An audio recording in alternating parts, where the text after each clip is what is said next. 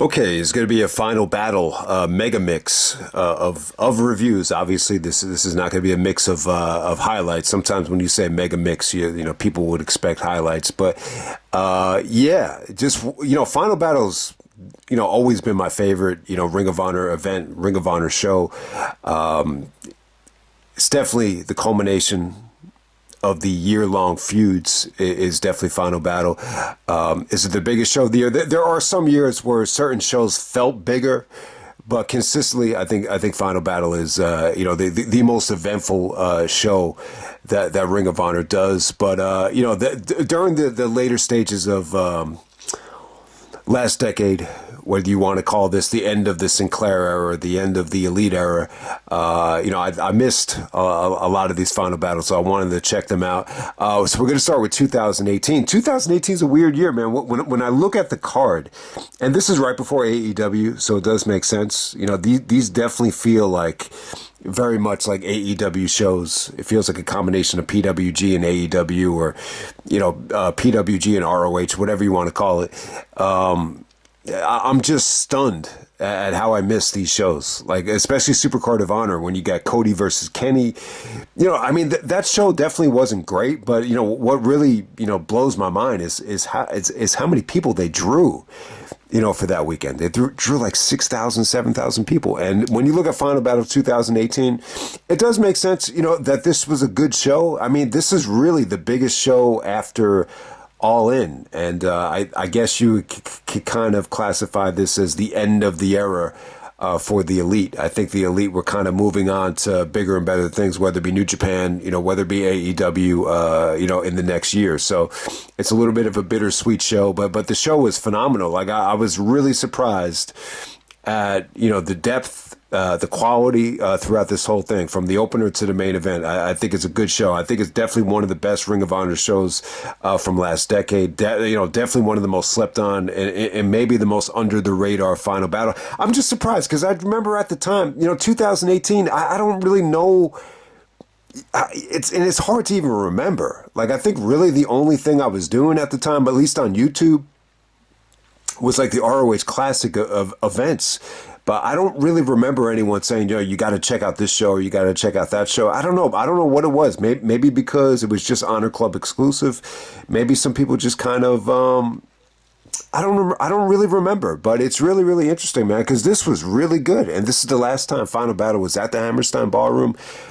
This was on December 14th, 2018. You got Kokabana and Riccaboni doing commentary here. So yeah, last time at the Hammerstein.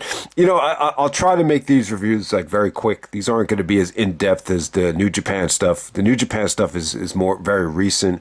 And I just felt like they were important shows. That's why I kind of went a little bit too much into depth. But I'll try to keep this fast paced. But yeah, Kenny King in the opener against Eli Isom, I thought was a lot of fun. I just thought Kenny showed a lot of charisma on the pre-match promo. I like the fact that he said, I like Biggie Smalls, and you probably like rappers with rainbow, colored hair. It's kind of insinuating that Eli Isom is just on the show to promote the new dojo or whatever. But yeah, I thought it was okay. I definitely think it was a good opener, better than I expected from Kenny King. Jeff Cobb and Adam Page was insane. I think you could definitely argue this is match of the night. One of the more under the radar Ring of Honor matches from last decade. Cobb goes over, but it was awesome, man. He was incredible. That belly to belly on the outside. The crowd was rocking here too, and you could see Hangman really, making strides here, really, upping his game, really setting the tone for that first year of AEW. And this must have been a big breakout year for the Hangman Page. The Women of Honor match is okay. So Kelly Klein actually wins the Ring of Honor World title in a 4-way elimination match. He also had Karen Q, Madison, Rayne, and Sumie Sakai is actually the champion. They actually brought out the exotic goddess Mandy Leon to do commentary. And yeah, she was like commentating on the ring attire. And Cabana actually had to cut her off and just say, like, it's not about the way they dress. You got to go out there and compete. So I thought that was funny. But a feminine woman like that is going to, really articulate some of the non-wrestling stuff. So it does make sense. Kelly Klein really is dominant here. She eliminates everybody. I thought it was okay. I think it was definitely a step up from the Kelly Klein match against Sumie Sakai from Supercard of Honor. So I never have a problem with it. And things really get going here. Zack, Sabre Jr., Jonathan Gresham, match made in heaven. This was a nice little trip. When I didn't even know Zack was on this show. I just kind of popped it in, and I wasn't going to check out the card, but I was like, holy shit, these two guys could deliver something special. I mean, it didn't go too long. It only goes about 12 minutes, but the combination here with Zack and Gresham, just because of how skilled they are and their styles, like the whole thing kept you engaged. There's certain combinations where, especially like a Triple H Randy Orton, like when that combination starts, like it's going to take a while to get going. It's the total opposite with this. Like this just had me engaged the whole way. The European clutch ending, was awesome because Zack actually was able to counter Gresham's European clutch, and he countered into one of his own. I thought it was great, but the submission work here, the grappling, what to expect from these guys. It was awesome stuff. I love that match. Almost felt like a little bit of a blood sport match. Gresham is about to have that blood sport classic, coming up in a few months, so. He's definitely made for that style. Another surprising match, man. Matt Taven and Dalton Castle. Like, I wasn't expecting much here. Taven definitely played a good heel. He's basically calling himself like the real Ring of Honor World Champion. He had a ton of interference here. He had a ton of interference from the boys, but I actually thought it was a lot of fun. Better than I expected. I thought the ending when Taven hit that really intricate that Taven finish was really sweet. So much better than expected. Dalton was out for revenge. I think he had just returned from a neck surgery. But yeah, it was a pretty cool atmosphere. Marty Scurll and Christopher Daniels, pretty damn good, man. This was Daniels gets a standing ovation. This was like, I guess this was his last match in Ring of Honor.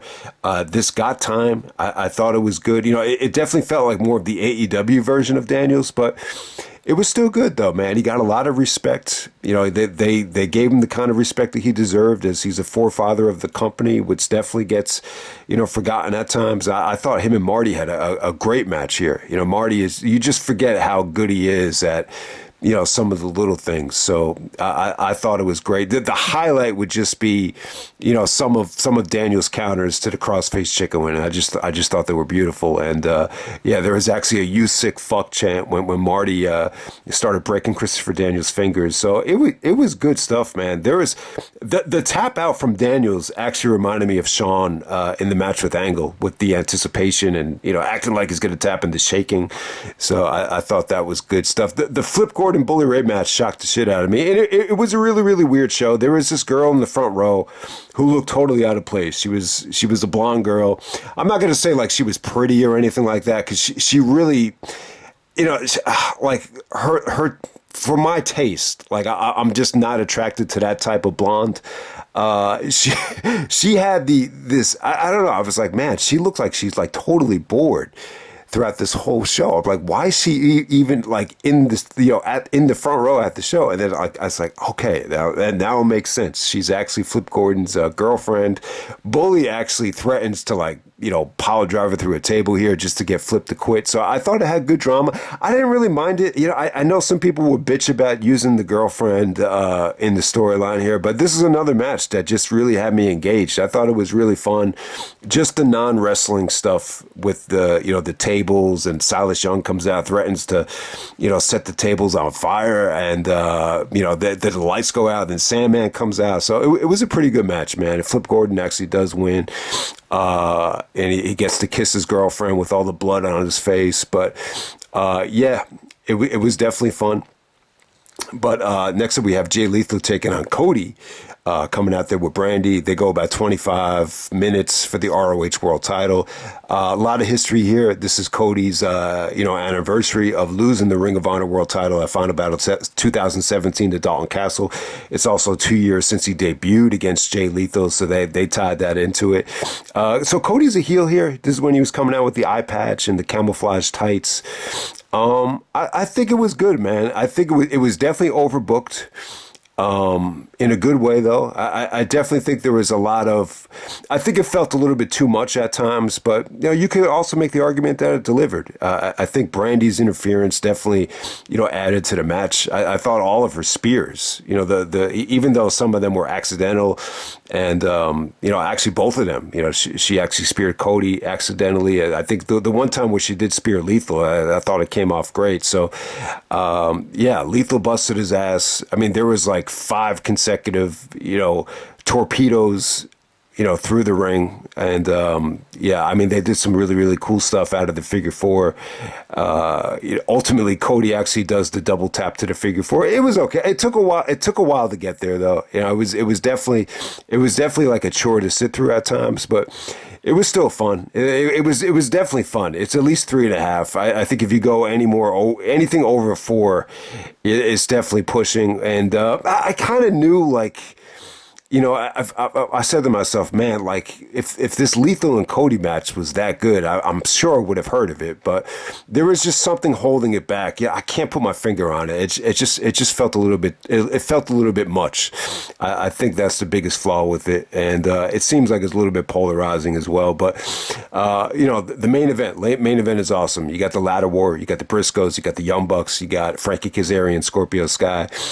All these guys have been in ladder wars before, I think, except Scorpio Sky. Frankie was in the one, with Daniels when Daniels cut that promo right before All-Star Extravaganza.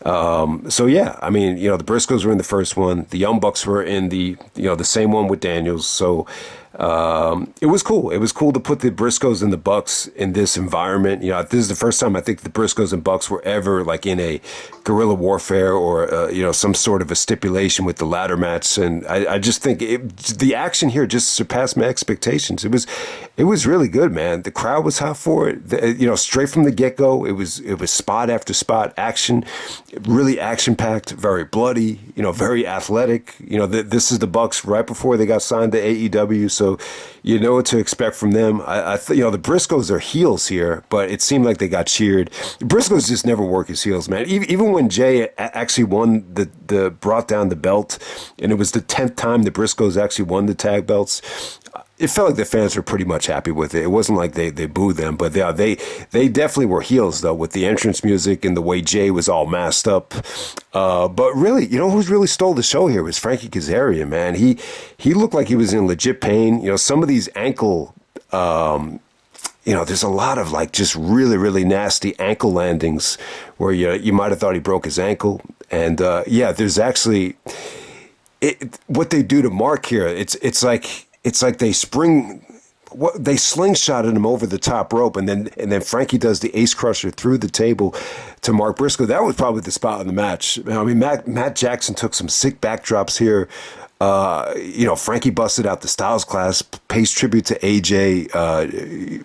Jay Briscoe actually, grabs the belt after, Mark, does the chest pass to Frankie to knock him down. So I thought all that stuff was great. I mean, there was so much good stuff here, just so much good stuff. Better than I expected. Once this thing started, I was just like, man, you got the talent. You got an amazing stipulation. I just don't remember this. So it can't be that good, right? But I was definitely wrong. And this might have been the first time you heard the Fight Forever chant. So I thought this was a hell of a show. It's just incredible show. I think Lethal and Cody, definitely. I think if that had just been, I don't know what the problem was. I mean, thank God that went before the ladder war, but it was still good though, man. It was just a little bit long, but a lot of stuff here, like Taven's match, was better than expected. The Bully Ray stuff was much better than expected, and even though the show was long as hell, It had an engaging pace to it, so definitely don't sleep on Final Battle 2018. This show definitely deserves its own review or whatever, whatever you want to call it. I know I'm gonna clog this into a mixtape video, but still, it was really good. The last time they were at the Hammerstein Ballroom, and I really thought it delivered. I would definitely say, match of the night is definitely the ladder match. But if you're gonna check out 2 matches, check out the ladder match. And I hate to say it, but yeah, check out the Jeff Cobb match against Adam Page. But I love the Daniels match, and I really love Zack's match against Jonathan Gresham. Incredible matchup right there. So let me end it right there, and then we'll move on to hopefully Final Battle 2019. Okay, we're moving on to Final Battle 2019. With this show right here, I really don't have any memories of it. To be completely honest with you, the only thing I remember was the build up between Vincent and Matt Taven. That really got like the most promotion from what I remember. I just remember watching the video package on YouTube. But at the time, I had no idea who Vincent was. But this was actually in Baltimore, Maryland, and this is really like the last major event until like Final Battle 2020, because the pandemic is on the horizon.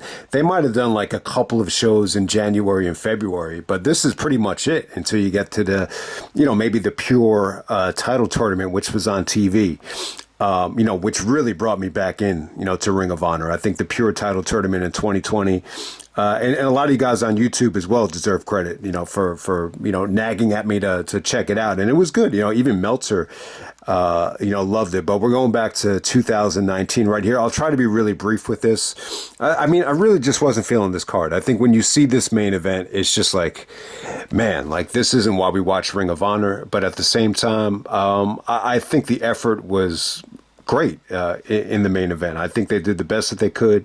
But before we get there, though, it's an interesting pre-show, man. You got Silas Young teaming up with Josh Woods. Josh Woods had a really good showing in that pure title tournament, and they've taken on Dalton Castle and actually Joe Hendry. Joe Hendry's going for the championship at Genesis, which by the time this is uploaded, it probably already happens. But you get to see the brunette version of Joe Hendry here. And he was still like pretty heavily involved, like in terms of, trying to promote himself and promoting merchandise. But you get Kenny King and Rhett Titus on the undercard here. Kenny King is a heel, but man, relegated to the undercard. This should have been a huge matchup. Kenny King actually, this reminds me. I mean, this felt kind of familiar to me with the promo where Kenny King tells Rhett Titus that he was the Marty Jannetty of the team. It's more like Marty Jannetty versus Jim the Anvil Neidhart. I'll put it like that. Kenny King does go over, but this should have been a huge match. And the All Night Express. Kenny King comes out with the All Night Express theme, and they really did get over at one point. But at this point, you have to go back to 2011 against the Briscoes when they really got over, and Kenny King's really trying to take credit for the success of the team. Rhett Titus's wife was out there, so they tried to make it. It was pretty big for a pre-show match. But, the juice just wasn't there, compared to what it used to be. Jeff Cobb and Maff, hell of a matchup right here.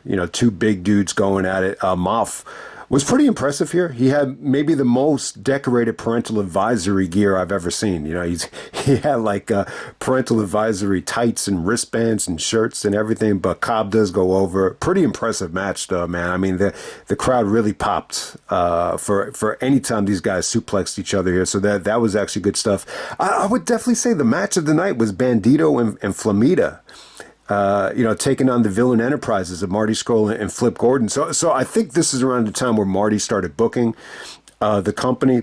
I can't say that I'm really that impressed. I know there was allegations against him with an underage girl, and his booking run was kind of cut abrupt. I think a lot of people were confident that he was going to, elevate the company. This might have went back to the Madison Square Garden show. But yeah, I think, coming off of that MSG show, like this is really a disappointing show in terms of the atmosphere, in terms of the way you see the crowd. There's a lot of empty seats here. A lot of it was kind of dark, so you couldn't really see it. But I definitely think this is the match of the night. I thought this was entertaining. I thought it was fun. Bandido and Flamita did some awesome combinations out of the 21 plex. Just athletic, very, very well put together. Once this got going, this was the most entertaining match of the night in terms of, tag team action, in-ring action. I thought Vincent and Matt Taven, this got a lot of build up here. This is Matt Taven as a babyface. And, I think that's one of the things I really missed out on, just seeing Taven's rise with the babyface turn, the championship win, him wrestling 60 minutes. I think it was at the anniversary show against Lethal. So, yeah, a lot of that stuff I'd like to go back and check out. But, But yeah, Vincent, him and Taven were, stablemates. But at this point, Vincent has totally turned on Taven. So this was very vicious. You saw the animosity. They did a good job of selling the hatred here. And yeah, I thought this was engaging stuff. Vincent does go over. But yeah, they really emptied the tank here. I thought this was good stuff. And this had the most build up from what I remember. This is the only thing I remember from the show in terms of build. Bully Ray taking on Mark Haskins. I like Mark Haskins. We've seen him wrestle at the Battle of Los Angeles, and he's had some really good showings. This was like the Bully Ray show. Bully's just being a bully, a prick the whole match. It went way too long. I really thought Haskins had some good moments of explosiveness in terms of, showing a lot of emotion. I really think this had some awesome bumps toward the end of it. It just took way too long to get going. Shelley and Cabana. So Shelley actually cuts a promo on the pre-show, just really talking about Ring of Honor and the prestige of the company. And one of the cool things about Ring of Honor is the students actually become trainers, like an Austin Aries, like a CM Punk, and really, put over Cabana and just said he's the most underrated wrestler in the history of the company, and he deserves to be on the show. So it was cool, and Cabana doesn't really get a lot of credit. He deserves a lot of credit for some of the matches he had with Nigel and Punk, for really the European style, just how good of a wrestler he is away from the comedy stuff. But yeah, Shelley and Cabana, kind of a disappointing match. I get what they were going for here. They were going for more of like a grappling style match with mat wrestling, and you want to argue that they tried to do a little bit more European style here. It just didn't come off well. I think once this thing finally got it going, you had a little bit of an abrupt ending. Shelley does go over, which is the right call, but I think at the time, and this is right before Colt goes to AEW, I just think, and this goes for any form of entertainment, whether it's, professional athletes, whether it's professional wrestling, whether it's the friggin' adult entertainment industry. When you're getting older and, when you're reaching the late 30s into the 40s and, people are kind of passing up on you for younger people, I think the only way to kind of combat that is just to become in better shape than anybody. You really, at this stage, I think Cabana, should have been a little bit more strict with his diet, maybe upped his training. And for whatever the reason, he just felt like a shell of himself. He just looked a little bit fatter out there. It just didn't look like he was, quite up to par with, some of the other guys on the roster. But, I'm a big fan of Cabana, and it really is disappointing what happened with his AEW run. I thought him and MJF could have had a good feud. I really thought, him and Punk, I really wanted to see that, but obviously I didn't even know it at the time. But that there's so much bad blood there that they just couldn't coexist. So I mean I knew it was bad, but I didn't know it was that bad. But hey, maybe the bigger argument is that Cabana's just not enough big of a star, to have a long drawn out feud with somebody like Punk. But hey, man, we got Angelina Love taking on Maria Manic.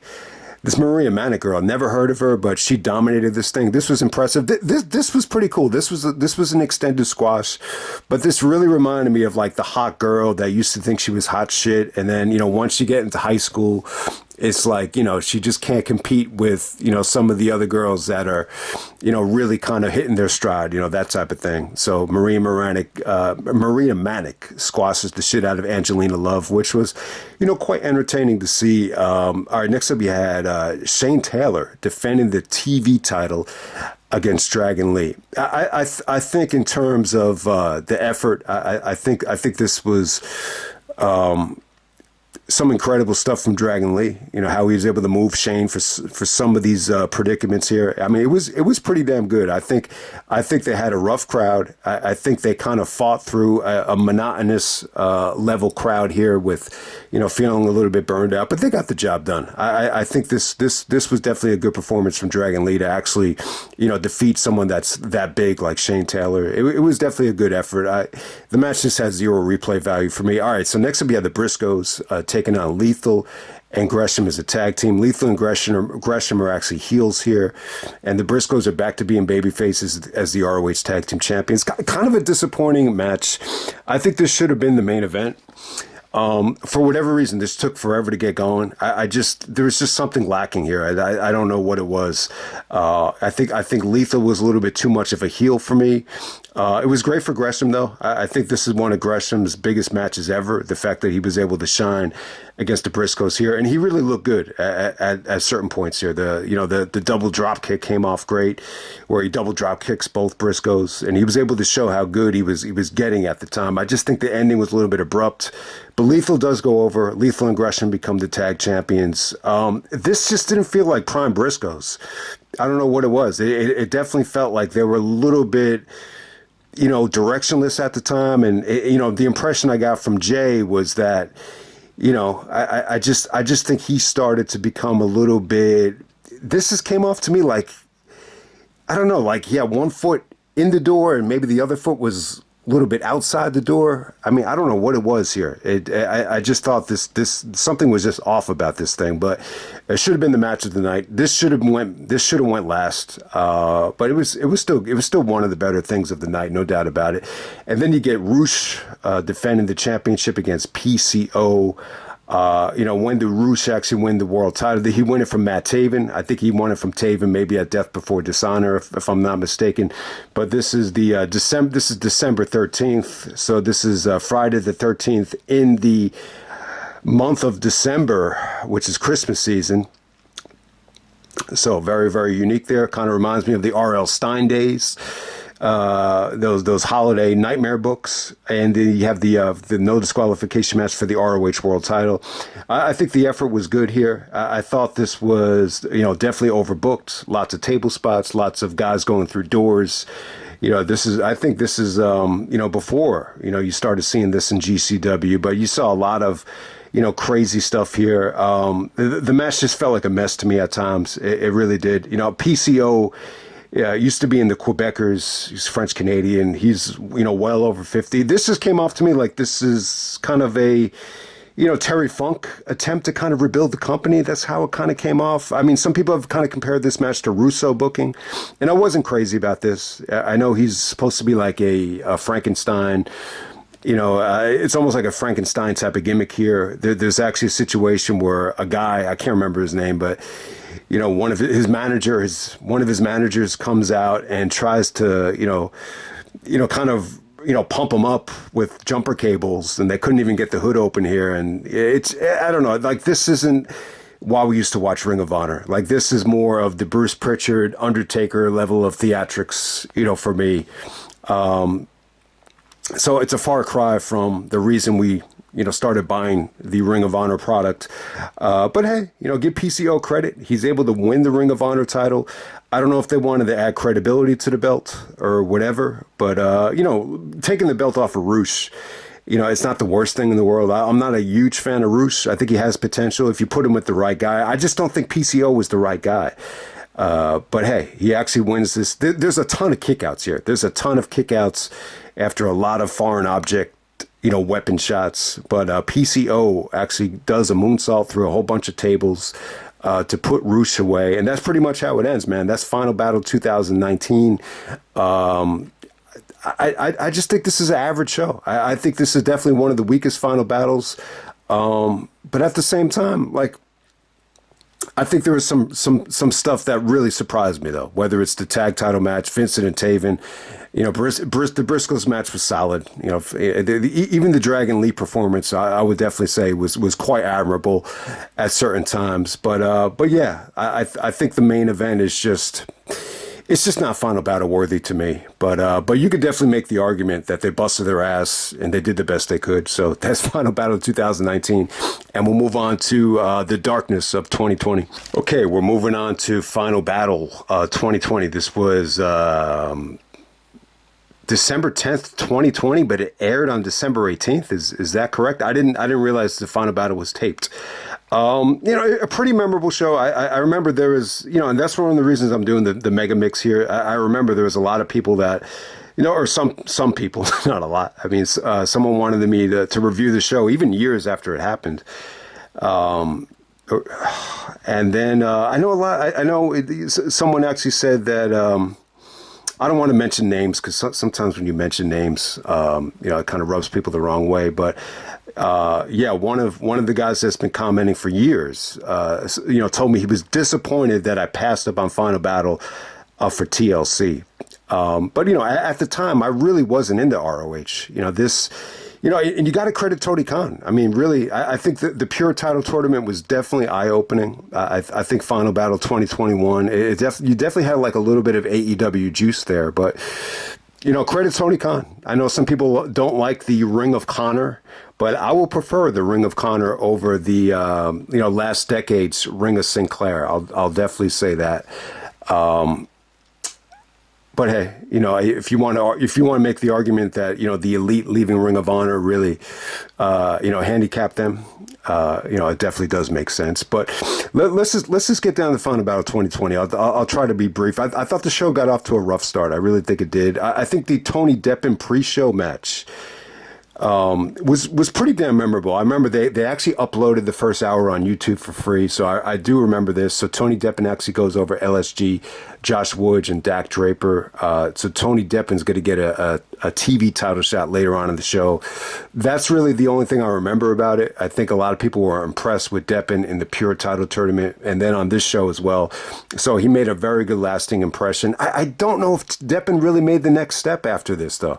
I know he was on some GCW stuff, but in terms of, getting the attention of WWE, even TNA or AEW, I don't know if it ever happened. Maybe he was on a TNA show. I'm not sure. You guys probably know better than me, but so you had Tracy Williams and Rhett Titus taking on Fred Yehi and Wheeler Useless. No, I'm just kidding. Wheeler Yuta. Yuta looked good here. Yuta looked like he was in good shape. No nonsense approach from him. So this is a tag title match that was pure rules. Which was interesting. I think this sounded like a headache to me, but actually they made it work. I thought Yehi was really impressive here. And the rope break situation, it actually worked. Tracy Williams actually gets the submission by actually using the ropes, kind of like, doing what Kurt used to do in the Benoit matches, kind of using the ropes as leverage by just kind of putting pressure on the ropes for the submission victory there. So I didn't mind this. I think this was really good. This show was definitely snake bit by the COVID-19. I mean, there's so many guys that I think missed the show. So I didn't get through the whole show yet, but guys like Kenny King and I think even Bandido, like a lot of guys, even this Final Battle and the next Final Battle, it was just a tough time, man, rough time. I think watching this show back, it's kind of a slap in the face as a reminder of how dark 2020 could be. But, there are certain matches where I actually like the grittiness of not having a crowd. But for the first half of the show, it just fucking bored the shit out of me. I'm just being honest. I just couldn't get into the first part of this show. Mark Briscoe teaming up with PCO to take on Jay Lethal and Jonathan Gresham. I think this was hurt because Gresham was saving energy for the Pure title match. This just really didn't come off great to me. Lethal was, really...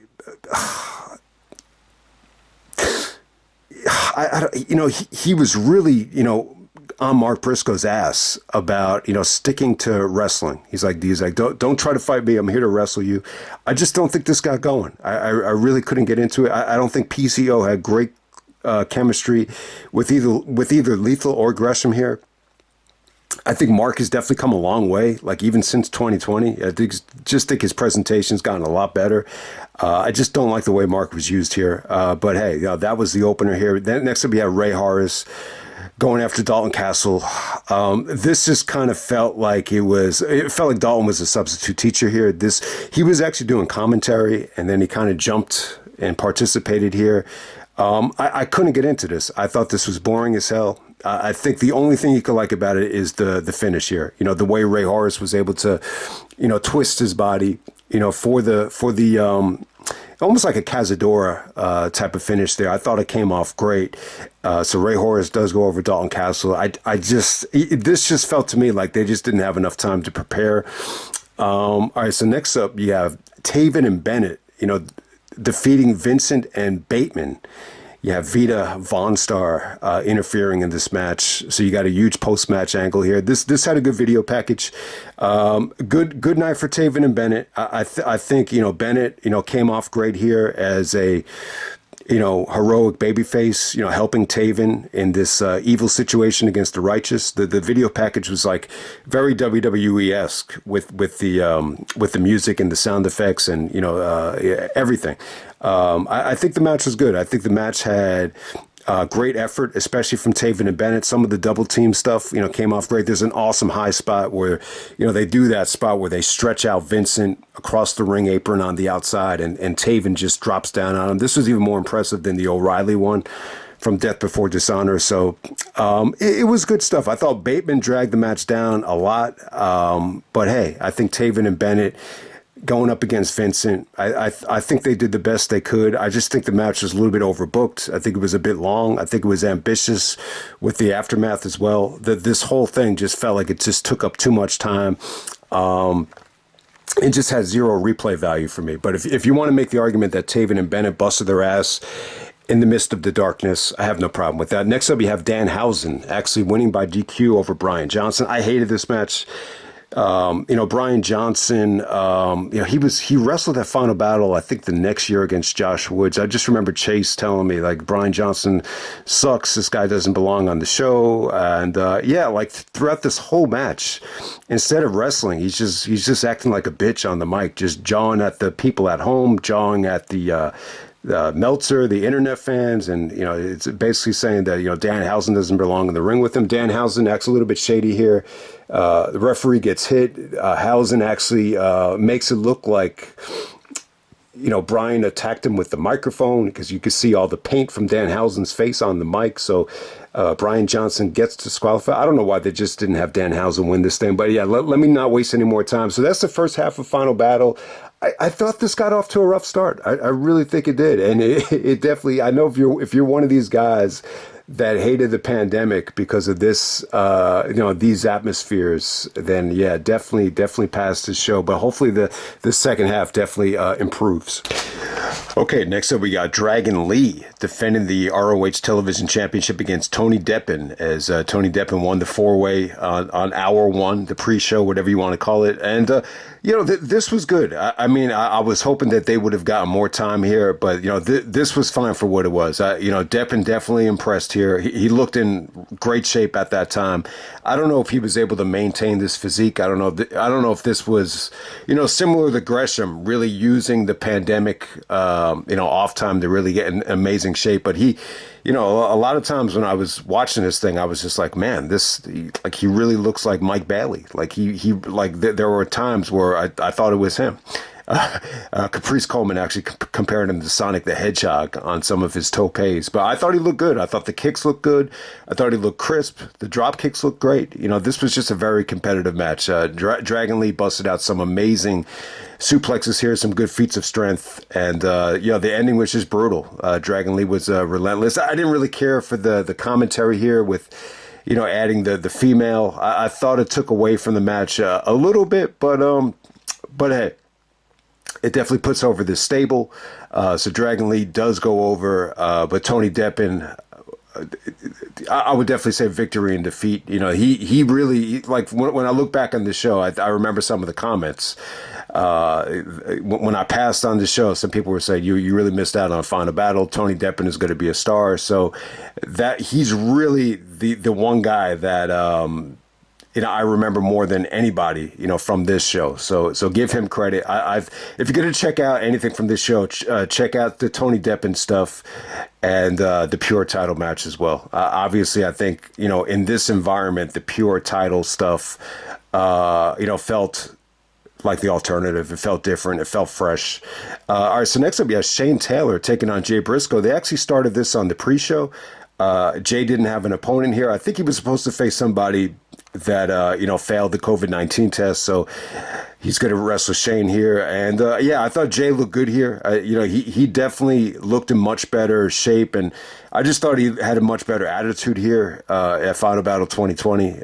Mark actually comes out to try to help him, but to no avail. Shane Taylor actually defeats Jay Briscoe, but it was good though. It was different. I'm not going to say it was very entertaining to watch, but there were moments here where Jay, just put up a good fight, just did different things to try to ground Shane Taylor. I think I think the most memorable thing of the match is when he just jumped on Shane Taylor's back and tried to choke him out. He did get up Shane Taylor for a Death Valley driver, which looked pretty impressive. But Shane goes over with, shades of Kevin Steen with the package power driver, but he actually calls it the Marcus Garvey driver, which is really, really interesting.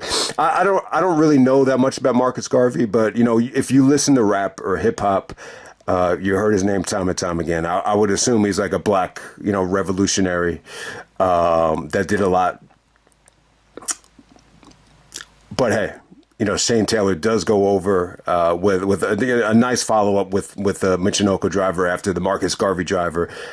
So surprising a victory for Shane Taylor, but it was good though. It was good. I'm not the biggest Shane Taylor fan in the world. I just think he's carrying too much weight. I just think he's tough to move at times, but he's definitely he's definitely a solid worker. This was a solid match, definitely one of the better things of the night. And next up, you had the ROH Pure Title match. You got Jonathan Gresham taking on Flip Gordon.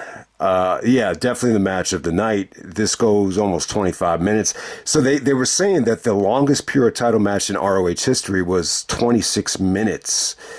Yeah, I mean, I would assume that's one of the Bryan and Nigel matches if they're counting that. Most of them, like during Nigel's reign or John Walter's reign, did not really overstay their welcome. So it's really interesting that 26 minutes is the longest match, and this almost goes the same amount of time. This goes just under 25 minutes. It was good though. I got to say this. I think Gresham during the Pure Title tournament really impressed. He impressed the shit out of me. The whole tournament was good. It just felt different. It was the Pure Title matches in this environment with no fans. It actually works better without the fans. I mean, it just does because of just the style, the rules, the pace of the match. I just thought it really stood out. I would definitely say that. So I love this match. Gresham at the time, even in the tournament, he didn't give up any rope breaks until the third match of the tournament, which is crazy. So he uses all his rope breaks here, but it took a while to get there though. Flip Gordon basically uses all his rope breaks in the first 10 minutes. But this was really, the commentary was great here. I would definitely agree with that. Caprice and Riccaboni were great. Flip is, he's very injury prone. He's more of a high flyer. So you knew he was going to try to, resort to doing something off the top rope and it was going to bite him in the ass. And that's exactly what happened here. But Flip was good though, man. He really emptied the tank here. He was able to work on Gresham's arm. He was able to make Gresham eventually use all his rope breaks. And he put on a good showing here. But Gresham was just a little bit too much, towards the end of this thing. Gresham really got into a nice little rhythm.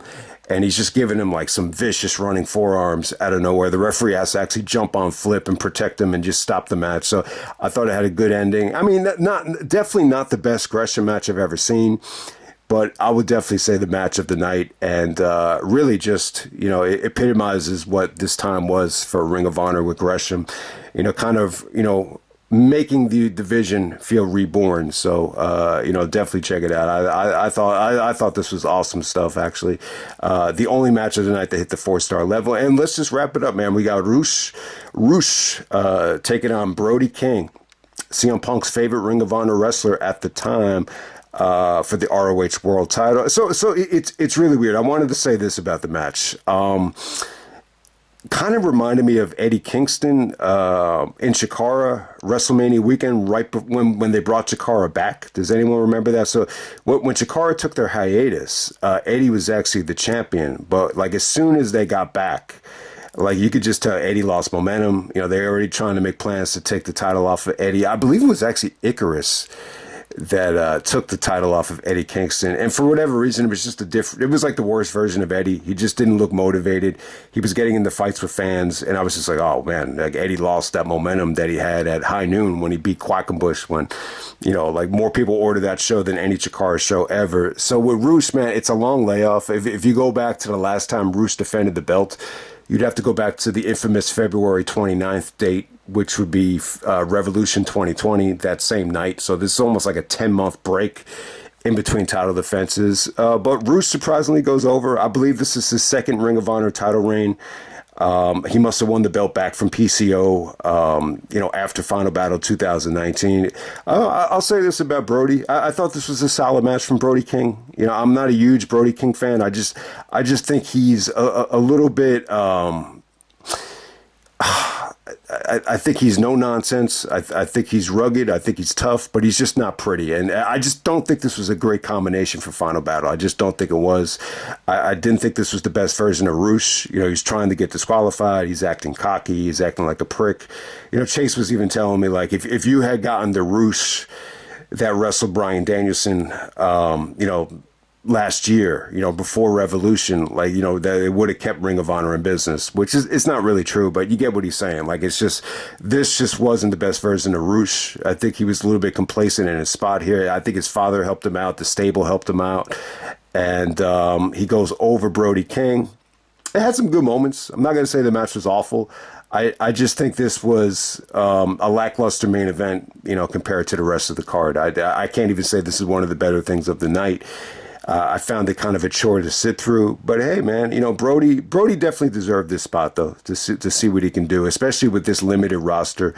And I thought you saw some good things. I thought you saw some, average things. It's definitely an average main event. It's a solid match. To me, it's just not Final Battle worthy when you look at the legacy that this company has in terms of the main event. The pressure that used to come with this spot was enormous, and it almost cost Nigel his career. It did cost Nigel his career. You could definitely argue that. So I'm just saying, like, when the expectations are that high, this definitely misses the mark for me. But let me just end it right there, man. That's Final Battle 2020. Let me just end the video like this. So with Honor Club and the new Ring of Honor with Tony Khan, they're only doing 3 pay-per-views a year. So when I was watching the Pure title match, I like the idea of doing like another, Pure title tournament, on a pay-per-view or a premium live event, whatever you want to call it. I like that idea. But the other thing I was thinking of, and, I think Tony Deppen gave me the idea watching his match, and it's like they almost like created a brand new star here.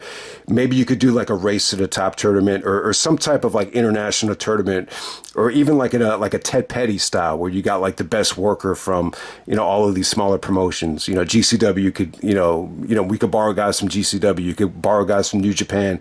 It's almost like a race to the top tournament to try to find like that next big breakout star. And you just do the tournament on the pay-per-view. There's no nonsense. Everything is tournament related. If you want to do like a buffer spot with like a promo, I think that would be cool.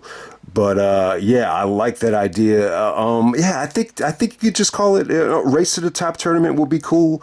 They've never brought that back. But speaking of Ted Petty, a lot of guys have been telling me, you should go back in time and check out Ted Petty. The 2002 Ted Petty looks really interesting with Punk and Whitmer in the finals. But Ted Petty has such an awesome legacy. I think the 2004 tournament was incredible. But, I think, when you're looking at the history of Ring of Honor, like you could call it the Jay Briscoe tournament. If you want to pay homage to like someone like Kerry Silkin or even Gabe Sapolsky. I don't think Gabe is getting enough credit now. And it's almost like he's kind of been forgotten. Like he has no new involvement with AEW or this new Ring of Honor. I love to see him get rewarded for all of his hard work, where he lived and breathed the product, and maybe called the Gabe Sapolsky Invitational, where you just get the best workers from throughout the, not the best workers, but, the best up and coming stars, throughout the nation, throughout the world, try to compete in this thing. And maybe even bring in some guys from the UK. It should be affordable too, and you shouldn't have to really empty the bank here. And, if some of the, promoters are reluctant of, letting them shine under Tony Khan's umbrella, it's good promotion for the companies. Even for GCW, it'd be great promotion. Like even what Cardona just did, I thought that was great promotion for GCW.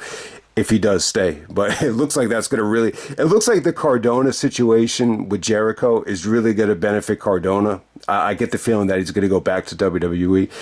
But hey, I think what they did at Final Battle was worth the try. I know the show is hit or miss for some people, but at least it was different. It definitely felt like the biggest mainstream attempt I think Ring of Honor has done in years. and it was fun. I have fun watching the show, but you know, it kind of under-delivered in terms of the title match. But let me just end it right there, guys. Hope you enjoyed the Final Battle Mega Mix for 2018, 19, and 20. And yeah, I love Final Battle, but I will say the 2018, I give it a thumbs up. 2019, wasn't really feeling it. 2020, I like the grittiness of it, but still, there's a lot of stuff I could have done without. But hey, man, I'll just end it right there.